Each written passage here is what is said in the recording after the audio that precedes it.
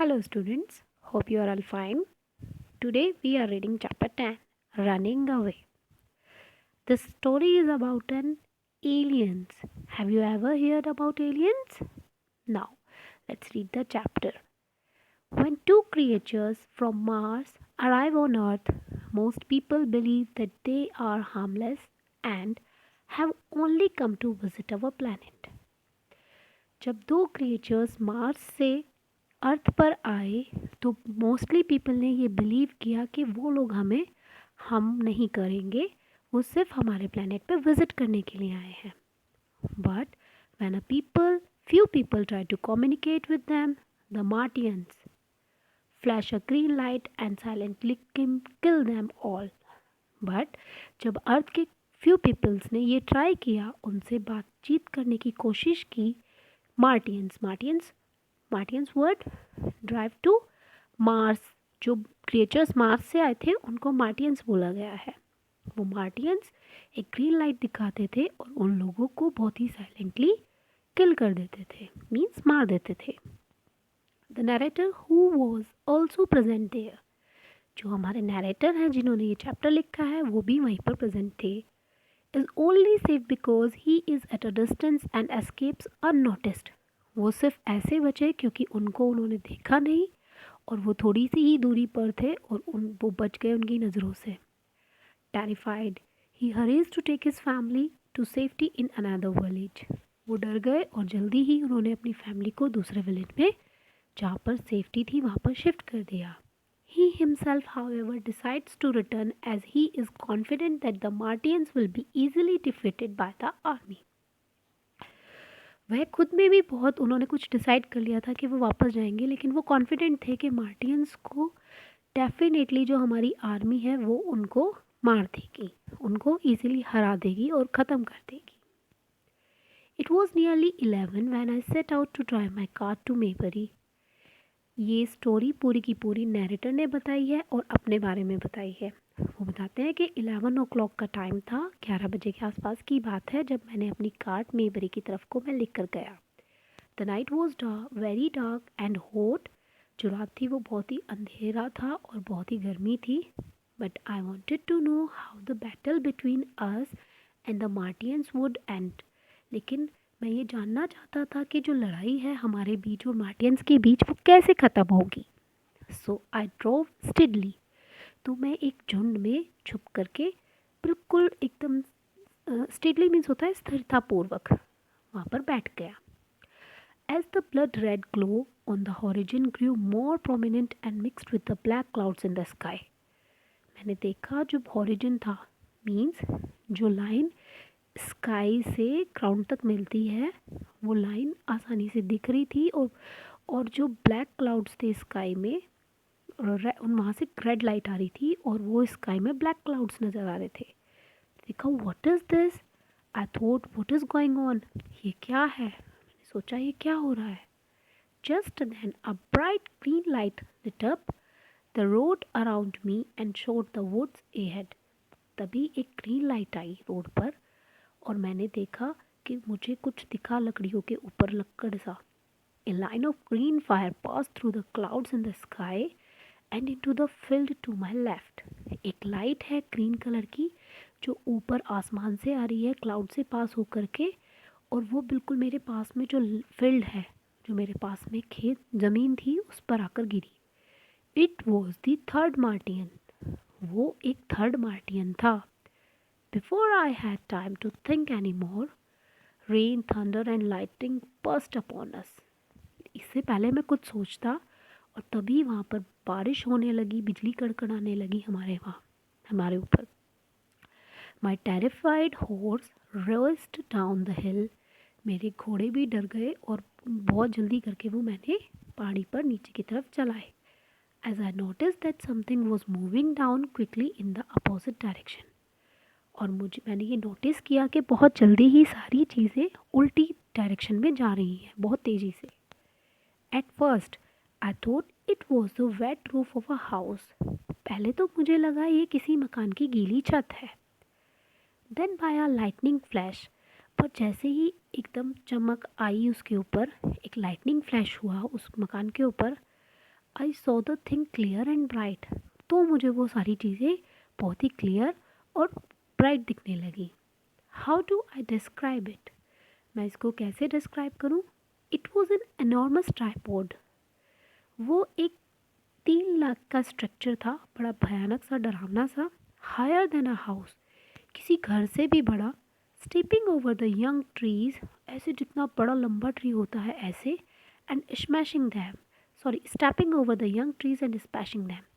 वो एक 3 पैर का स्ट्रक्चर था, किसी घर से भी बड़ा, और वो बड़े बड़े ट्रीज के ऊपर पैर रख के उनको ऐसे ही ख़त्म कर रहा था, पेड़ों को। It was a walking machine.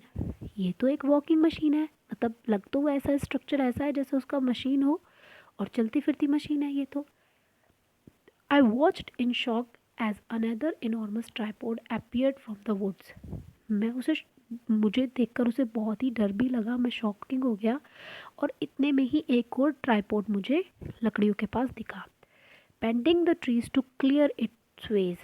और वो सारे के सारे ट्रीज के ऊपर पैर रख के आ रहे थे, वहाँ से क्लियर कर रहे थे, जो उन्हें सब कुछ क्लियर दिख जाए। It was रसिंग straight towards me, और वो अब सीधा बस मेरी ही तरफ आ रहा था। देन आई पैनिक्ड, और सडनली मुझे बहुत ही ज़्यादा डर लगने लगा। Move to next page. Yes, without stopping to look again, I desperately pulled my horse's head to the right. बिना रुके और बिना कुछ देखे मैंने बहुत ही जल्दी अपने घोड़ों का हेड जो है सीधी तरफ घुमाया, but my cart toppled over on it's side and I fail into a shallow pool of water. लेकिन मेरी जो कार्ट है, जो आप देख रहे हो ना, एज यू सॉ ना, पिक्चर देख रहे हो ना आप, जो कार्ट है उसकी क्या हुआ, उसकी कार्ट जो है वो टॉपल्ड हो गई, मीन्स उसके पहिए निकल गए, और मैं एक पुल, वाटर पूल में गिर गया। I crawled out almost immediately and hid under a bush. और मैं बहुत जल्दी गिर के खड़ा हुआ, मैं लुढ़कता लुढ़कता नीचे गया, और मैं एकदम हिड अंडर अ बुश, और मैं झाड़ियों के पीछे छिप गया। My horse had run away and by the lightning flashes. मेरे घोड़े भी दूर भाग गए, और जो लाइटनिंग, जो चमक लग रही थी उनकी आंखों पर, उसे देख देख कर वो भी दूर चले गए। I could see the upturn cart and a single wheel still spinning.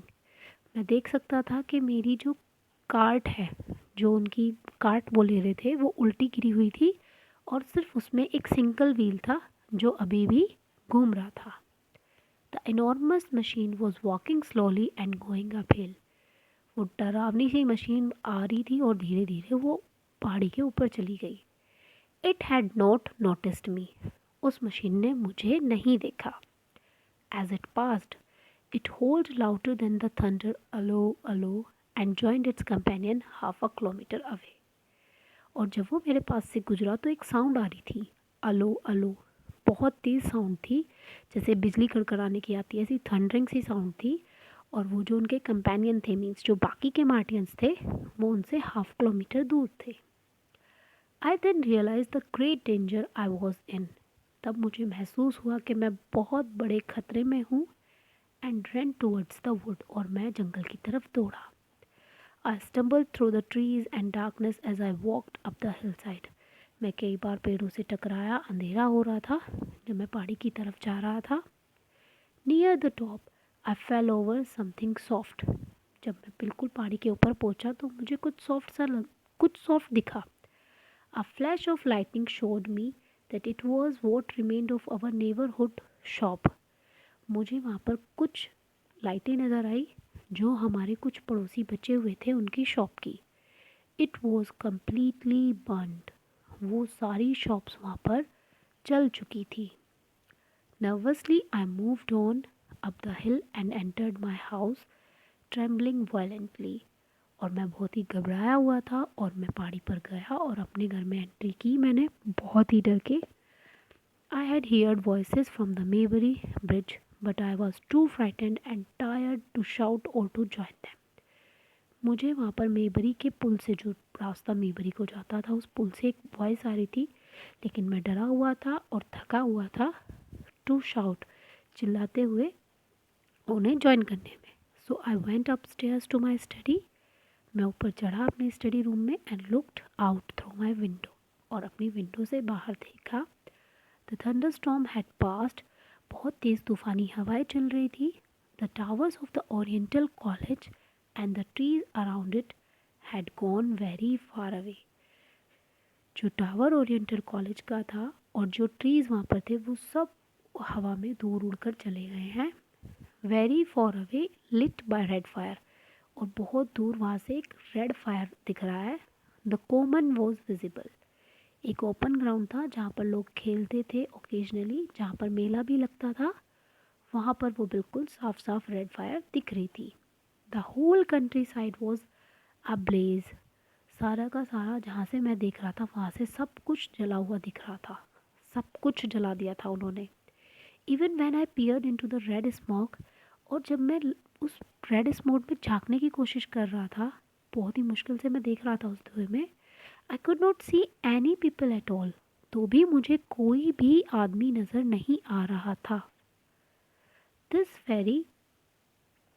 Pheri house had once been my little world, और ये जो आग लगी थी चारों तरफ, वो मेरे दिमाग में बहुत ज़्यादा कन्फ्यूज़न क्रिएट कर रही थी कि ये हमारे पूरे वर्ल्ड में, छोटे से वर्ल्ड में क्या हुआ. I have lived in it safe and happy 4 years before the Martians arrived. Martians के आने से पहले हम लोग अच्छे से खुशी से सुरक्षित रह रहे थे. What are they, I wondered. ये क्या है, ये क्यों आए हैं, मैं बहुत ही आश्चर्यचकित हूँ इस बात को लेकर. आर दे इंटेलिजेंट मशीन्स, क्या ये, अगर मैं सोचूं, क्या ये मशीन ठीक है, ये अपना काम अच्छे से कर रही है, ये अपना डिसीजन अपने आप ले पा रही है. I felt this was impossible. मैंने ये महसूस किया कि ये तो हो ही नहीं सकता. और does a Martian sit inside each tripod controlling it like a robot, और क्या इसके अंदर कोई मार्टियन बैठा है इस मशीन के अंदर जो इसे रोबोट की तरह कंट्रोल कर रहा है हर एक ट्राइपॉड में. Suddenly I heard a slight noise and leaned out of the window. तभी एक अजीब सी आवाज़ आई और मैंने विंडो से नीचे झाँका. A soldier was climbing down my garden fence. मैंने देखा एक सोल्जर है, वो मेरी जो गार्डन की फेंस है उसमें आया है. Are you trying to hide, I whispered. मैंने पूछा कि क्या तुम छिप रहे हो. I am come in to the house, I said. Soldier ने कहा कि हाँ मैं छिप रहा हूँ. तो उसने बोला आ जाओ मेरे घर अंदर आ जाओ. I went down, open the door and let him in. मैं नीचे गया, मैंने दरवाज़ा खोला और उसको अंदर बुलाया.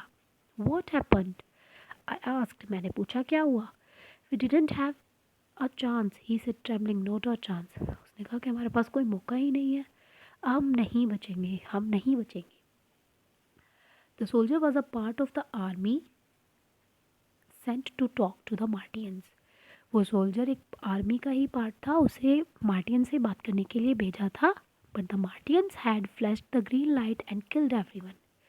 बट मार्टियंस क्या कर रहे थे, ग्रीन कलर की लाइट दिखा रहे थे और पीपल को ख़त्म कर रहे थे. As you saw in the given picture, देख रहे हो ना आप, ग्रीन लाइट से ही मैन किल हो जाते हैं. Yes.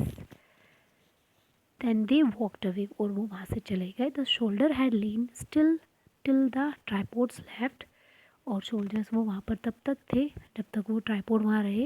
Then he got up and ran, और वो वहाँ से चले और दौड़ लिए.